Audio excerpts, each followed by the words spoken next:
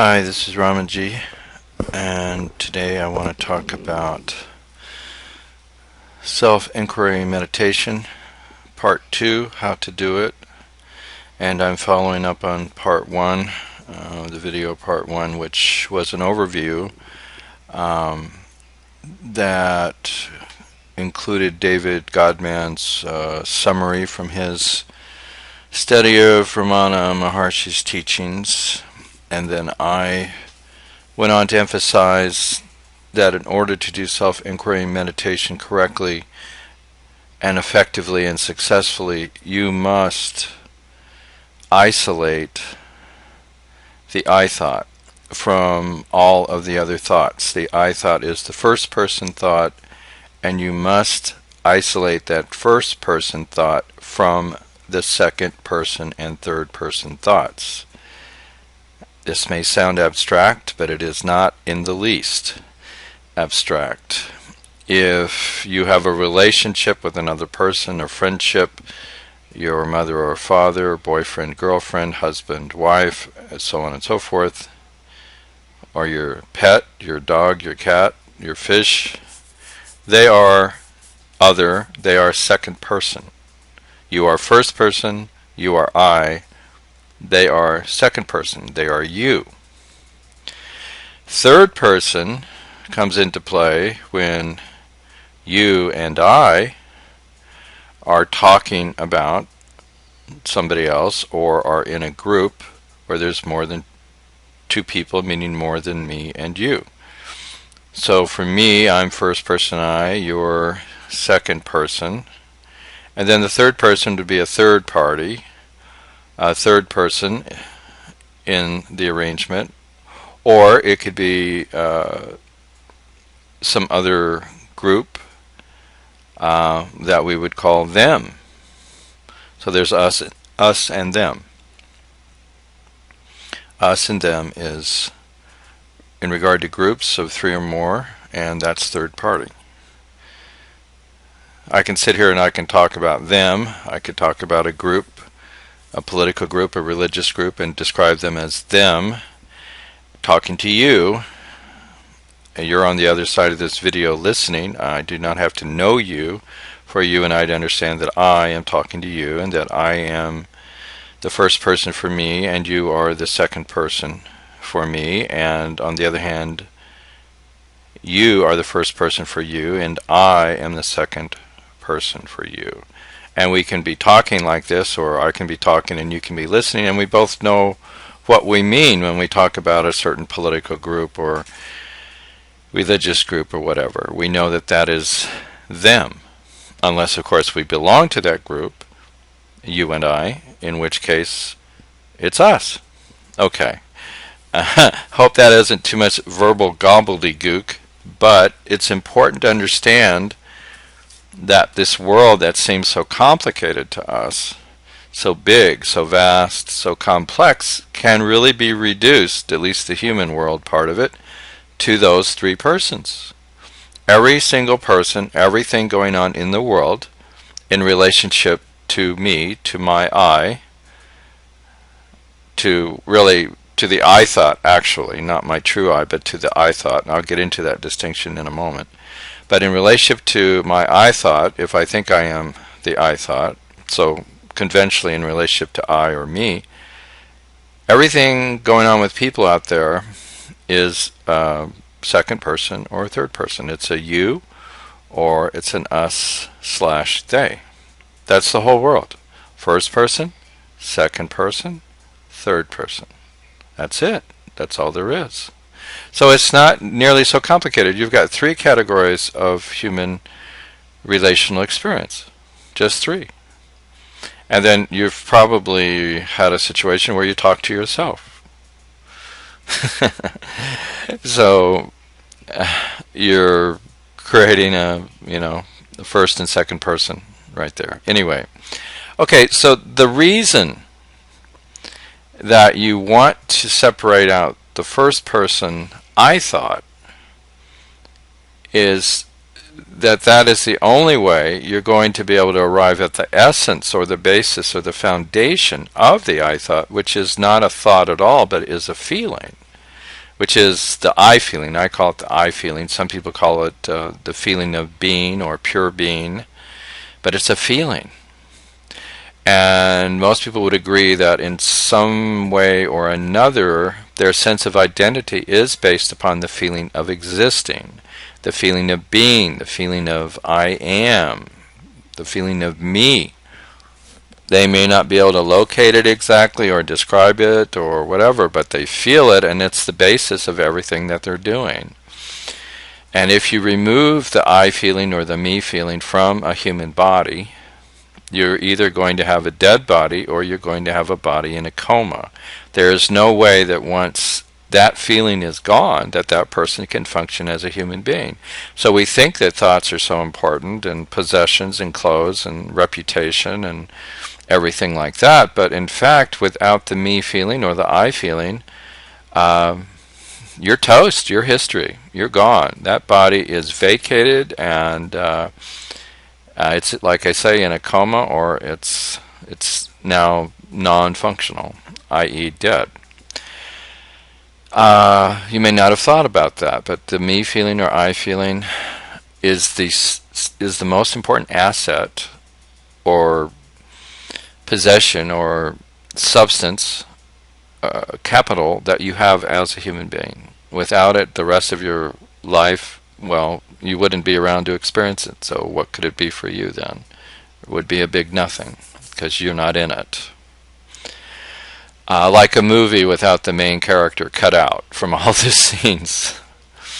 So, but the real point then, you see, is the first step, as I was describing in the first video of this series of 3 on self-inquiry, on how to do it, the nitty-gritty of the practical how to do it in the real world, in the Western world, in the United States or Europe or some other very busy high-tech place, in the city, in the urban setting. How do you do it? Well, you've really got to understand what you're up against. You really have to understand that you've got to be effectively countering the third-person distraction and the second-person distraction, so that you can focus on the first person, which is still going to be a thought, the I thought. And by the way, I'm running a public domain documentary film in order to emphasize the challenge that you and anyone doing self-inquiry is faced with, that we are conditioned from an early age and ongoing every single day to think of ourselves as social beings that are connected via bodies that are separate from each other and must go through all of these steps and processes in order to engage with each other and move towards and away from each other and all of this stuff. Now, from the point of view of the self, that's all nonsense, but from the point of view of the everyday human being, it's extremely real. And this is how we've been raised and conditioned. So that's why this old movie, it's from the 60s, is running, is to make that point. This is what any meditator, even if they're not doing self-inquiry, I mean, any meditator seeking enlightenment, seeking spiritual freedom, seeking self-realization, realizing the self, this is what they're up against. It's massive. This is the world. Yet the world can be reduced to first person, second person, and third person. So having arrived at a place where you can stay focused on the first person, that is still a thought. That is still the I thought. And that I thought is secretly founded 100% on the thought, I am the body. It's a form of hypnosis. It's a trance. So that's the crucial first part, is to arrive at the I thought isolated from the second and third person thought. So you're arriving at the first person thought, and then the shift is to go from the first person thought to the first person feeling. Because the first person feeling is not based upon the I thought. The first person feeling, or the pure I feeling, or the feeling of pure being, has no thoughts in it at all. And it only appears to be limited due to the compression and contraction of the I thought, or the I am the body thought, imposed upon it. It's like being a king, meaning the self, the pure unbounded I feeling, or pure unbounded feeling of being. That's like being the king and then being thrown in jail by some upstart, narcissistic, arrogant revolutionary who's just in it for himself, which would be the I thought. So he's thrown the king, meaning you, into jail. And you may then appear, to be the worse for wear, and, covered with straw and have raggedy clothes and not look like the king, but you're still the king. And so when the I thought is busted and is himself, put away, and you're freed as the king, all of a sudden all the glory that was associated with you as the king before, it now automatically is yours. And in the case of realizing the self, you realize yourself as royal, as regal, as king or queen, and then you realize that you're unbounded and unlimited, eternal and infinite. Now that's the nature of the self, and that is what you already are. But the I thought is in the way. The I thought is covering this up, just like if you put a bucket over a light, you can't see the light anymore, even if the light is still shining. So the light is still shining, the self is still shining, but the I thought is covering it up. The I am the body thought or idea, that trance is covering it up. So you're moving then at this stage, which you could kind of call the second stage. You're now transitioning from having isolated the I thought, the first person I thought, and dwelling on it, to beginning to experience the pure I feeling that is behind it, that's underneath it, that is informing it, actually giving it the life and giving it the feeling. People think that they are the body, and it is 100% wrong. It's incorrect. It's just a trance. It's just hypnosis. That's all it is. Got 7 billion people repeating this over and over every day. It's one big trance, and it's reinforced by just about everybody you're going to meet on this planet. So here's how the structure of the self-inquiry that I have ended up recommending and that I ended up working with, that really helped me a lot. So it's really simple, but hopefully you're going to see the reason for the structure. The first part, when the I thought rises up, and you notice that the I thought has risen up, which you may notice rising up to the head, but even if you don't, it has a sense of rising up. You ask, who are you? Who are you? So you're asking the I thought, who are you? See, because you're not the I thought. You're pure being. You're pure I feeling, or as some people would say, awareness or consciousness, but I prefer to emphasize the feeling aspect, the feeling of pure being and the feeling of pure I. So you're asking the I thought, who are you? That's the first step. But see, now when you do that, that's the first part of the self-inquiry meditation in the formal structure. When you do that, you're effectively isolating the I thought. And it goes, well, you ask, well, who are you? Who is this thought? And it goes, well, it's me, the I thought. Then the second part is where do you come from? Now, when you ask where do you come from, or, what is your origin, something like that, it's not a geographical question. It's a question of what is your source. So you could ask, what is your source? And it may answer the heart, or may answer the self, or, the source, or something like that. Well, what is that? That is the pure feeling. That's the pure I feeling. The I thought as a thought originates from pure I feeling, pure identity feeling, which has no thoughts in it. It is thought free. It is always thought free, and therefore is able to be perfect peace. However, once the thoughts are coming and going and agitating, that peace is gone, and that is the function of the I thought, to produce that unstable and changing condition. When the I thought is eliminated, then perfect peace is possible again, because now you can dwell in the self and abide as the self and be the self. So the reason you do the two-step inquiry of who are you and where did you come from, rather than say just who am I, and by the way, this two-step inquiry is recommended by Sri Ramana Maharshi. The reason you do it is to isolate the I thought and then find out where it came from, which is going to be from feeling. In other words, the thought comes from feeling, or you could say the head comes from the heart. So the seed of the mind is in the heart. Of the millions of thoughts that are possible, they all originate from one thought, which is the I thought. To the I am the body thought, or the I am the body. And that thought, that one thought, which is responsible for all the third person thoughts, it originates from the, which pure feeling, pure free feeling, pure I feeling, or I feeling, the feeling of pure being, unbounded and unconditioned and free, spiritually free.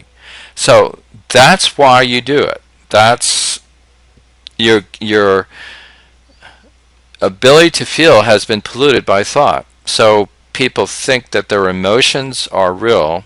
In most cases, the emotions are the result of conditioning by thought.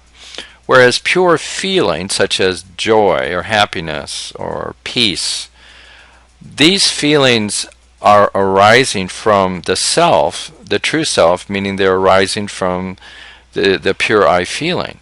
They're not conditioned.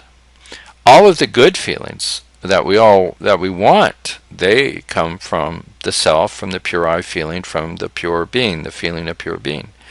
It is the I thought that with thought conditioning, with the accumulation of thoughts and the layers of thoughts and so on, thought vortexes, I mean, when it gathers together, it gets a mob, a crowd, and a gang of thoughts, and they have great power, and that produces addictions and so on. And that's why we must separate the I thought, so we deal with it separately, and then once we're dealing with it separately, then we're able to get to the essence of it, which is the feeling, the pure feeling, which has no thoughts in it. Okay, in the next video, part 3 of these 3 videos, I'm going to go into how to dwell in the I feeling, the pure I feeling, the feeling of pure being, once you've identified it. And in that process, after you've identified it, then your goal is to dwell in it. However, until you're established in dwelling in it, residing in the pure I feeling, which you could call residing in the self or abiding in the self, you will probably still have many occasions where you will be pulled out of that, and you will have to do the inquiry as the 2-step inquiry of who are you and where did you come from. And alternatively, you can repeat I at that point as a reminder to return to the heart, to return to the feeling of pure being, of pure identity. Okay, well, this is Ramaji at ramaji.org. I hope this has been helpful to you. You can always contact me there, and I will be happy to answer your questions. If you're in the San Diego area, then you can come to our monthly meeting. Go to meetup.com, and there will be information there. Just meetup.com, and then San Diego Ramaji Satsang. You will find it that way. And then finally, if you want to get Rasa, which is the spiritual transmission that I do, and you're not anywhere near Southern California, then I do that over Skype. I've done it all with people all over the world with excellent results. So, time and space are not a limitation. Physical distance is not a limitation. So that you will find out about that at ramaji.org. Okay, thank you. Many blessings in the self. This is Ramaji. Take care, and please watch video 3.